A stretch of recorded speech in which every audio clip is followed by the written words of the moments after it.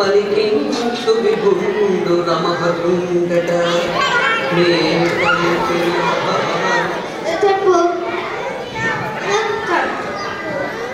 ఏం చెప్పంటారా? కథ చెప్పమంటారు. అలాగే కూర్చోండి కూర్చోండి, కథ చెప్తాను. ఏ కథ చెప్పంటారు? పోనీ ఒక చిన్న కథ చెప్తాను, వినండి. అనగనగనగనగా ఒక ఊర్లో ఒక రాజు ఉన్నాడు. అంటే నేను పుట్టానప్పటికీ ఇది చాలా కాలం క్రితం, అది పుట్టలేదు. అలా చెప్తాను. ఈ అనగనగా చాలా ఏళ్ల కిందట ఒక రాజు ఒక ఊర్లో. ఏ రాజకుమారుడు అందరికంటే చిన్నవాడా? అది కాదురా, తప్పు చెప్తున్నాను. విను, నేను కథ చెప్తాను, పూర్తిగా వినండి. అనగనగనగా చాలా ఏళ్ళ కిందట అప్పుడు ఒక ఊర్లో ఒక రాజు.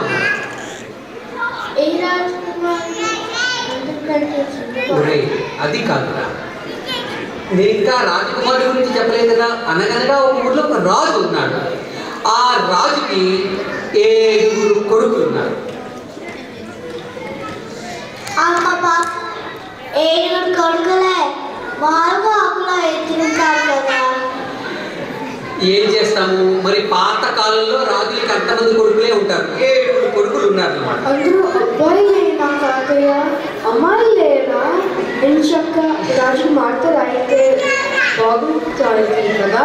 ఒరే, వేలంటే ఉన్నాము, అప్పుడే నీకు కుమార్తెలంటే ఇష్టం మొదలైంది ఇక్కడ.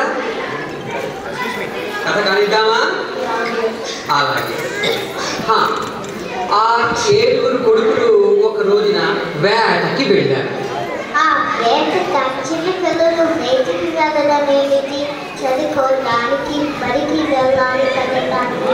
ఇదిగో మరి పాత కాలపు రోజుల్లో రాజకుమారులు అలాగే వేటకి వెళ్తూ ఉండేవాడు, అందుకని అన్నమాట. అలాగే తర్వాత ఏమైందో చెప్పు తాతయ్య. తర్వాత ఏమైందంటే ఆ రాజు 7 కొడుకులు వేటకి వెళ్ళిన తర్వాత వేటకి వెళ్ళి 7 చేపలు తెచ్చాడు. వేటకి వెళ్ళి చేపలు తేవడం ఏంటి తాతయ్య?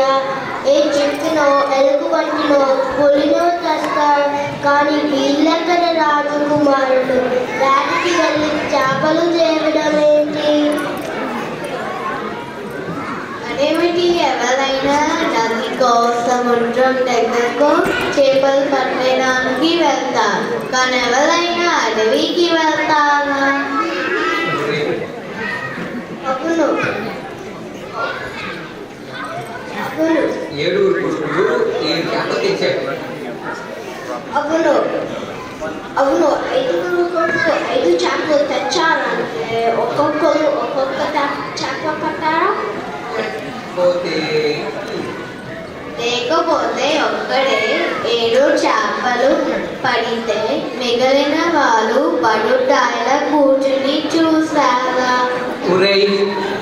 ఏది ఏమైతే నేమిరా, మొత్తానికి 7 వేటకు వెళ్ళి 7 చేపలు తెచ్చారు. ఒకటి పడితేనే ఒక్కొక్కళ్ళు 3 చేపలు పడితేనేమి. కథ కానిద్దామా ముందరా? ఓకే, అలాగే ముందరికి చదువుతాం. ఓకేనా? అప్పుడు ఏమైందంటే ఆ 7 చేపలు 7 చేపలు తెచ్చారు కదా, ఆ 7 చేపల్ని ఎండలో ఎండబెట్టారు.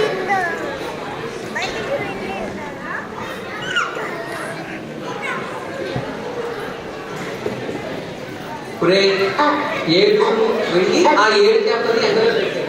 అవుతుందా? అదేంటి తాతయ్య, అలాగే గ్రోసరీ తెచ్చి ఎండలో పెట్టడం ఏమిటి?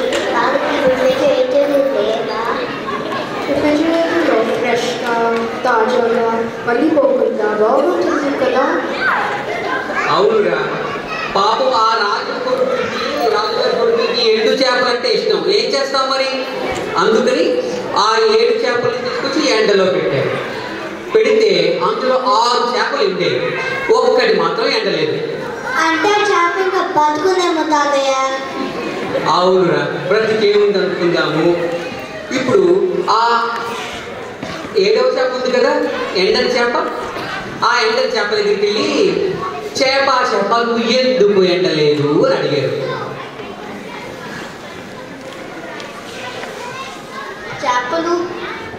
చేపలు తెలుగు వచ్చా తాతయ్య? తెలుగులోనే మాట్లాడుతున్నాయి. మరి మన తెలుగుదేశం చేపలు కదా, చేపల భాషలో మాట్లాడుకుంటూ ఉంటాయి అవి. అర్థమైందా? ఇప్పుడు ఆ చేప ఎండకపోతే అప్పుడు చేప ఎందుకు ఎండలేదు అని నువ్వు అడుగుతాడు. నువ్వేనమ్మా, నువ్వు కూడా ఇంకా నన్ను ఇంటరప్ట్ చేస్తావా? చెయ్యి.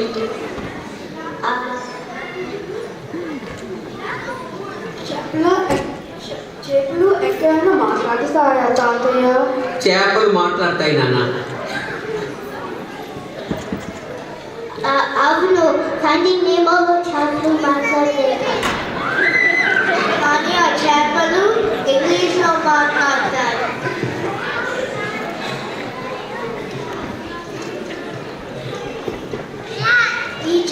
ఈ చేపలు నామవాచకము, సర్వనామము, క్రియా విశేషము నేర్చుకుంటాయేమో. సరేనా, ఇంగ్లీష్లో మాట్లాడినా తెలుగులో మాట్లాడినా అప్పుడు ఆ రాజకుమారుడు ఆ చేపని అడ్డం వచ్చింది కదా, గడ్డి మోప నువ్వు ఎందుకు అడ్డం వచ్చేవు అని అడిగాడు.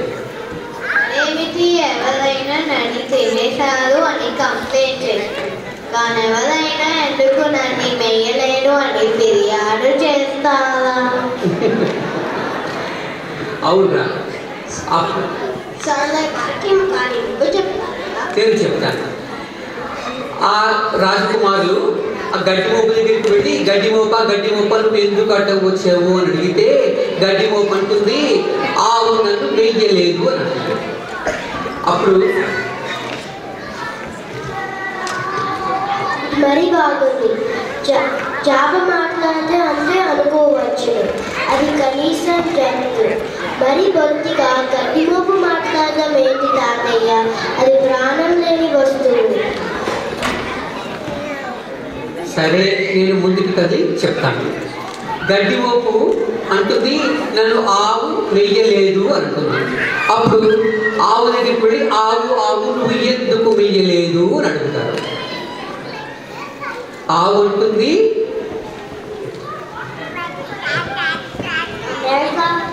అమెరికాలో ఆవులు అని అంటాయి, కానీ ఇండియాలో ఆవులు అంబా అని అంటారట. ఎందుకు తాతయ్య? ఎందుకంటే ఏం చెప్పరా, ఎందుకంటే ఆవు అమ్మ లాంటిది, మరి అమ్మని అంబా అని అంటారు. అందుకని ఆవు మనకి అమ్మ లాంటిది కాబట్టి. తాతయ్య, మరి ఆవు అమ్మ అయితే నాన్న ఎవరు?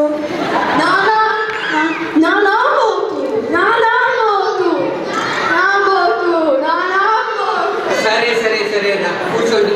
ఇప్పుడు ఆవు దగ్గరికి వెళ్ళి ఆవు నువ్వు ఎందుకు వేయలేదు అంటే నన్ను గొల్లవాడు చెప్పలేదు అంటాడు. అప్పుడు గొల్లవాడి దగ్గరికి వెళ్ళి గొల్లవాడు నువ్వు ఎందుకు చెప్పలేదు అని అడుగుతాడు. మరి గొల్లవాడు అంటే ఎవరో తెలుసా? గొల్లవాడు అంటే ఇండియన్ కౌబాయ్స్ అన్నమాట. ఇండియన్ కౌబాయ్స్ అన్నది. ఇండియాలో కూడా కౌబాయ్స్ ఉంటారా? ఇండియాలో కూడా కౌబాయ్స్ ఉంటారు. ఇప్పుడు ఏమైందంటే మరి వింటున్నారా కదా, నన్ను అన్నిసార్లు ఇంటరాక్ట్ చేయకుండా ఉంటే నేను తొందరగా చెప్తాను కదా. ఆవు దగ్గరికి వెళ్ళి ఆవు నువ్వు ఎందుకు వేయలేదు అంటే నాకు గడ్డి మోప అడ్డం వచ్చిందండి. గడ్డి మోప నువ్వు ఎందుకు అడ్డం వచ్చావు అంటే నన్ను ఆవు వేయలేదు అంది. ఆవు ఎందుకు వేయలేదు అంటే నన్ను గొల్లవాడు విప్పలేదు అంది. గొల్లవాడు నువ్వు ఎందుకు విప్పలేదు అని అంటే అప్పుడు నా పిల్లవాడు ఏడ్చాడు అని చెప్తాను. అవ్వ బువ్వ పెట్టలేదు అని అంటాడు. అప్పుడు అవ్వ నువ్వు ఎందుకు బువ్వ పెట్టలేదు అని అడిగితే ఆ చిన్న ఆ అవ్వ ఏమంటుందో తెలుసా? నాకు జ్యువెలరీ కొనివ్వలేదు, నాకు డిస్నీలో తీసుకెళ్ళలేదు. అబ్బా, అది ఇండియాలో ఉంది కదా, కాదు కాశీ తీసుకెళ్ళలేదు, లేకపోతే తాజ్మహల్కి తీసుకెళ్ళలేదు, తిరుపతి తీసుకెళ్ళలేదు. అలాగే తాజ్మహల్ తిరుపతి కాదు. అప్పుడు అవ్వ ఏమంటుందంటే ఏమంటుందంటే నా పిల్లవాడు ఏడ్చాడు అంటుంది. అప్పుడు పిల్లవాడి దగ్గర పిల్లవాడు నువ్వు ఎందుకు ఏడ్చేవు అని అడుగుతాడు. అప్పుడు అంటే మరి పిల్లవాడు ఏమంటాడు తెలుసా?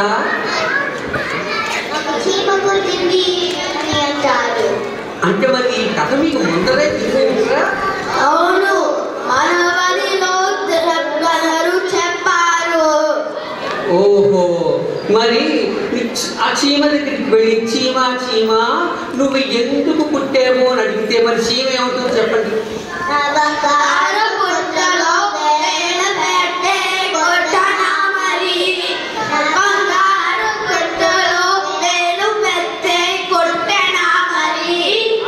ఆగండి, ఏంటిరా?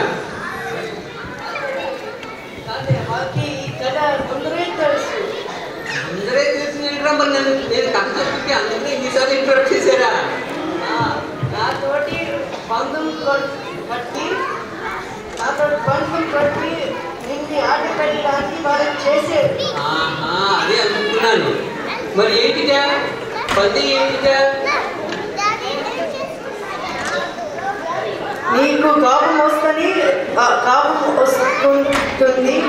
అని అంటున్నారు, కానీ నేను నీ కాపం రావట్లేదు అని అన్నాను. మరి అయితే పందెం ఎవరు గెలిచారు? నేను గెలిచాను. మరి పందెం ఏంటి? ఏం చేయాలి వీళ్ళు? ఒరే అందరూ గుంజిలు తీయండిరా. గుంజీలు పందెమా? గుంజిలు అందరూ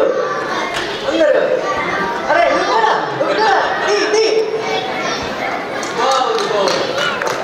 ఈ పందెం బాగుందిరా.